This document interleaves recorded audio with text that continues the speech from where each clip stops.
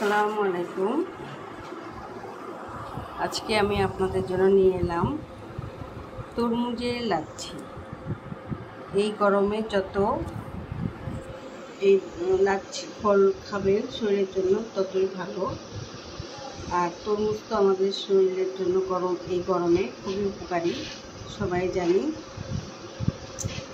তো আমরা আজকে ঘরেই তৈরি করে ফেলব তরমুজের লাচ্ছি। কীভাবে তৈরি করব দেখুন। আমার তরমুজের লাচ্ছি তৈরি করতে কী কী লাগবে। আমার লাগছে তরমুজ,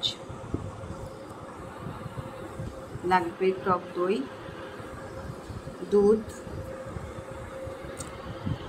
চিনি, লেবু আর বিট লবণ স্বাদ মতো।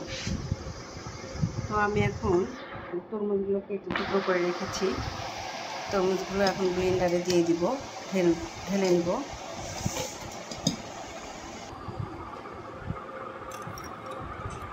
এবার দেব স্বাদ মতো চিনি, যে যেমন চিনি খায়। তরমুজ তো এমনি মিষ্টি, এজন্য বেশি আর চিনি লাগবে না, চিনিটা একটু কমই দিলাম। দিয়ে দিচ্ছি টক দই 1 কাপ,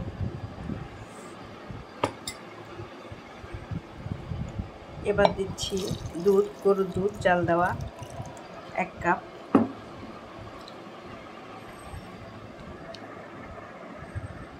এবার দিব লেবু 1 টুকরা, লেবুর রস দিলাম, আর দিব বিট লবণ স্বাদ মতো।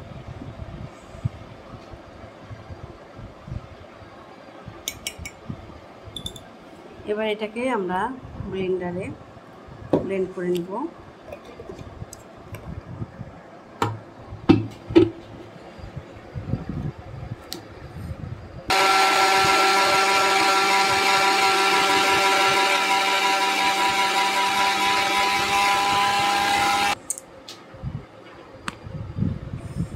যে আমার ব্লেন্ড করা হয়ে গেছে। যদি প্রয়োজন মনে হয় 2 বার দিতে পারেন। আমার মনে হচ্ছে একবারেই হয়ে গেছে আমার।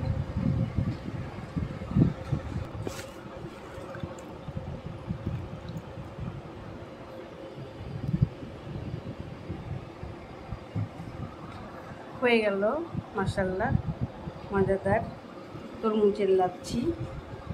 তো দেরি কেন, এই গরমে তৈরি করে ফেলুন, ঘরেই তৈরি করে ফেলুন তরমুজের লাচ্ছি।